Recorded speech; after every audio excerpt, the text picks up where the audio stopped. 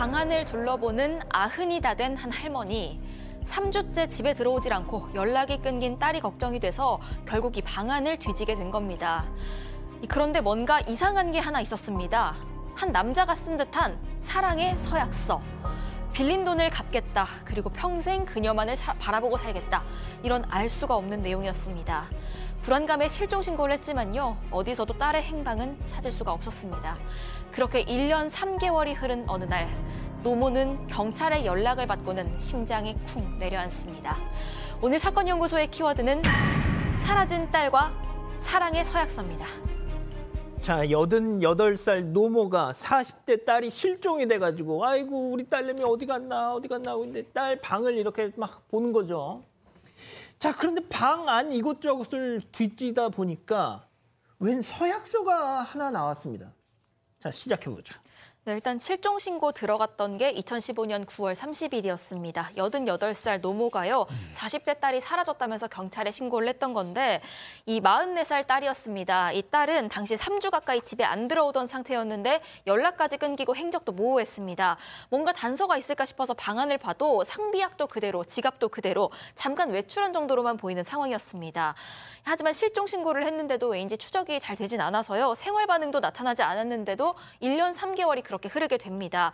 그러다가 결국 2016년 12월에 수사를 벌이던 경찰이 경기도 포천의 한 야산에서 백골 시신 하나를 발견을 합니다. 이게 실종된 딸로 밝혀졌는데 매장된 것도 아니었고요. 낭떠러지 초입에 버려진 채로 사실상 미라 상태로 발견이 됐습니다. 이 발견 당시에 시신이 이 카펫과 낙엽 등으로 가려진 상태였습니다. 딸 실종 1년 3개월 만에 세상에 저렇게 발견이 됐습니다. 그러게요. 실종 신고를 할 당시에 노모는 좀 의심스러운 부분이 있어서 이미 경찰에 그 얘기가 나왔던 서약서, 제목이 사랑의 서약서예요. 근데 서약서 내용이 그 안에 빌린 돈을 갚겠다. 그리고 그녀만을 바라보겠다. 남자가 쓴 것으로 보이고요. 이런 얘기도 실종 신고를 하면서 했다고 합니다. 이 사라진 딸이 이 실종하기 얼마 전부터 밤마다 혼자 울었다라는 겁니다. 어허. 아마도 그 남자, 서약서를 쓴 남자 때문인 걸로 생각을 했다라는 얘기를 했습니다. 자, 그 남자와 실종된 딸, 백골로 발견된 딸, 사랑의 서약서라면 서로 연인 관계였나요? 예, 지금 이제 이 남성 같은 경우는 42세의 손모 씨로 알려져 있는데요. 이 피해 여성과 이 손모 씨가 어떻게 알게 됐냐 그러면 같은 교단에 있는 그 교회 활동을 통해서 알게 돼서요. 이 손 씨 같은 경우는 그 교회 집사라서 서로 이제 알게 됐다라고 합니다. 그때가 2015년 5월인데요. 교회 체육대회를 계기로 해서 이 강동구에 있는 그 손 씨 집에서 함께 이제 드나들게 됐고, 그래서 이제 두 사람이 그때부터 만나기 시작해서 한 4, 5개월 정도 교제를 한 상황인데, 실제 이 피해 여성 같은 경우는 이 손 씨가 미혼인 줄 알고 이제 만났는데 알고 보니까 이 손 씨에게 사실은 사실혼 관계 동거녀가 있었다는 거죠. 근데 그 동거녀가 또 바로 이 교회 소속이고 이 전에 5월부터 1년 동안 이미 만나 왔었고, 손 씨를 만나기 석 달 전에 이미 동거를 시작한 그런 상황이었다는 거죠. 그러니까 이제 이 피해 여성 같은 경우는 자신이 내연녀가 되어버렸다는 그 사실을 알게 되고 상당히 괴로워했다라고 알려져 있습니다. 자, 그러면 헤어져야죠. 그런 놈하고는. 네, 그런데 피해 여성은 손 씨가 그래도 그 동거녀가 아니라 자신을 선택하기를 바랐던 것 같습니다. 이런 배신감에 또 집착도 심해졌던 것 같고요.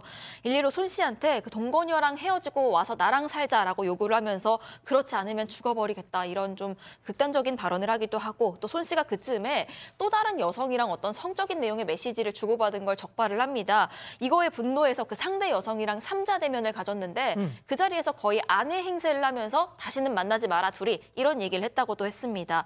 또 이 손 씨한테는요, 우리 교단에서는 남녀가 만나면 6개월 안엔 결혼해야 하지 않냐. 그런데 너는 그러지도 않았고 심지어 다른 여자랑 동거를 하고 있으니까 이거 죄를 씻기 위해서 같이 성경 공부를 하자, 이렇게 요구를 합니다. 안 받아들이면 교회에 나랑 내연 관계란 사실 다 알리겠다라고 협박도 했고요. 이런 내용의 각서나 다짐서도 작성을 하게 하고, 또 한 번은 다른 지인까지 모두 보는 자리에서 손 씨 얼굴에 커피를 뿌린 적도 있었습니다. 자, 그런데 박 변호사님, 네. 그 사랑해 이런 거 말고 네. 그 돈 문제 있었잖아요. 그렇죠. 평생 사랑하겠다. 사랑의 서약도 있었지만 돈 얘기도 있었습니다. 이 손 씨가 이제 여성한테 600만 원을 갚겠다, 이런 얘기를 좀 했던 걸로 보이는데 빌렸던 걸로 같아요. 아마 보증금을 마련한 목적인데 실제로 이 피해자 사는 곳하고 한 100m 떨어진 곳에 방을 구했던 것으로 보입니다. 뭐 공정도 작성을 했는 것 같아요. 24회에 걸쳐서 갚겠다고. 근데 특히 실종된 그 9월 달이 사실은 2015년 10월부터 갚기로 했기 때문에 그 직전에 갚아야 될 직전인 게 돈을 갚아야 될 직전하고 좀 사정이 좀 그 상황이 좀 일치했던 것 같습니다. 그러면 이 남자 손 씨를 의심할 수밖에 없잖아요. 이미 시신을 발견하기 7개월 전부터 경찰은 사실 이 손 씨에 대해서 혐의점을 두고 있었습니다. 왜냐하면 이 실종된 여성 주변을 이제 추적을 쭉 했을 거 아니에요. 하다 보니까 몇 달이 지나도 생활 반응이 안 나타나는 겁니다. 뭐 전화 통화도 안 하고 카드도 사용하지 않고, 그러니 당연히 이게 사건이라는 의심을 했었던 거고, 결정적으로 피해자가 마지막으로 목격된 날 손 씨하고 함께 가평으로 여행을 갔던 사실을 찾았다는 거예요. 그러니까 이제 쭉 그 다음부터는 렌트카 이 어떤 식으로 어디를 타는지 동선들을 추측했는데 결국 그렇게 의심을 하기 시작한 지 7개월 만에 시신을 발견했던 겁니다. 교수님, 그럼 결국 살인 사건이었습니까? 네, 실제로 이제 그 경찰은 어떻게 보고 있냐면 동거 관계를 정리하라라고 요구를 한 것에 대해서 또 내연 관계를 알리겠다라고 하는 이런 일종의 어떤 압박에 대해서 부담을 느껴서 살해한 것이 아닌가 이렇게 생각을 하고 있는데요. 그렇지만 이 손 씨는 자기는 살해를 하지 않았다라고 극구 부인을 하고 있는 그런 상황이었습니다. 둘이가 이제 가평 여행에 가서 술을 마시고 차에서 자고 있는데, 그때 자고 있는 상황에서 눈을 떠 보니까 바로 옆에 뭐 무슨 연탄불 같은 거 그걸 갖다 피워놓고 이미 피해자가 옆에서 숨져 있었다. 그래서 자기는 차에서 빠져나왔다. 근데 사실은 상당히 비논리적인데, 자기가 방독면 쓰고 잠든 게 아닌데 이 가스는 사람을 갖다 구별을 하지 않잖아요. 한 사람은 죽게 그럼요. 되면 한 사람도 같이 그 문제가 되는데, 그런데 자기는 경찰에 신고를 하게 되면 살인자로 오인받을 것 같아서 두려워서 시신을 버린 것이다. 즉 다시 말해서 숨진 그 여성이 동반 자살을 시도했고 본인은 시신만 유기했지 살인은 부인을 하고 있는 그런 상황이 이제 된 것이죠. 이건 뭐 다 얘 주장이잖아요. 그렇습니다. 양 근데 변호사님. 문제는 이 시신이 어쨌든 백골 상태로 발견이 됐으니까 이게 실제로 사연이라든가 이런 것들을 규명하기가 굉장히 어려웠던 겁니다. 이 처음에 의심을 받았을 때는 자기는 아무 상관이 없다라고 발뺌을 했지만 경찰에서는 결국엔 살인 혐의를 적용할 수밖에 없었던 것이, 이 사망 과정에서 있었던 일을 얘기하면 자꾸 말이 바뀌어요. 그리고 뭔가 좀 허를 찌르는 돌발 지문 같은 거 하면 또 진술을 번복을 합니다. 아, 이건 사건이 맞다라고 보였고, 이 죄질이 안 좋았던 것이 그게 이미 시신 발견되기 7개월 전이라고 했잖아요. 예. 사실은 그때만 발견을 했더라도 조금이라도 시신이라도 온전하게 수습을 할 수가 있었을 텐데, 그럼요. 이 결국에는 사인도 그렇고 시신도 그렇게 벌판에서 버려진 채로 백골이 될 때까지 있었던 거 아닙니까? 만약에 정말 둘이 함께 극단 선택을 하려고 했던 거라면, 아니 숨길 이유가 뭐가 있어? 경찰한테 이실 짓고 하면 됐잖아요, 처음부터. 맞습니다. 하지만 다행히도 수사 과정에서 그나마 조금 더 결정적인 정황 증거 하나가 나왔는데, 사건 직후에 이 손 씨가 자신의 스마트폰으로요, 뭐 사체 부패 시간, 증거 없는 재판 이런 것들을 검색을 했던 기록이 나온 겁니다. 또 이 손 씨가 그 웬 영화 하나를 열심히 알아봤는데 그 내용이 시신이 발견 안 된 상황에서 살인 혐의를 받게 된 남성이 등장하는 그런 영화였습니다. 그런데도 손 씨 측은 끝까지 이 피해자가 동반 자살 시도하다가 혼자 숨진 거다 이렇게 주장을 했습니다. 어떤 판결을 받았습니까? 자, 당시 국민 참여 재판으로 진행이 됐습니다.